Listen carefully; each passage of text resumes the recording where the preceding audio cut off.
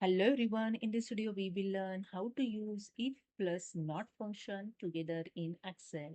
So let's start this my Excel, and here you can see the if function is used to check a condition and the not function reverse the result of a condition. So when we combine them we are saying if something is not true then do this, otherwise do something else. So here you can see I have a list of students and the second column showing the whether they submitted their homework or not. So yes or no. So here I want to show follow if they did not submit and okay if they did. So let's see how it's done. So simply select the cell is equal to and enter the if, then use the not functions, okay, and select the D8 is equal to in double quote yes, okay, bracket close. So here you can read if not D8 is equal to yes, then result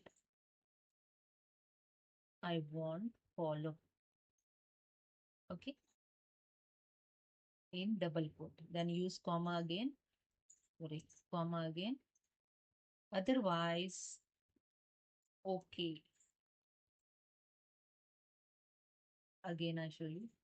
If not D8 is equal to yes, if not D8 is equal to yes, so I want result follow. Otherwise, okay.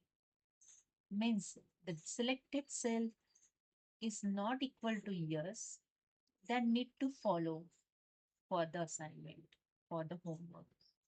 Or if yes, then it's okay status. Okay, just enter. That's it.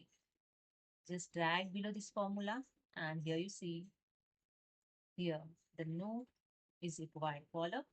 Yes is okay. No is required follow. Yes is okay. So hope you understood. If you like this video, please subscribe. Thank you so much.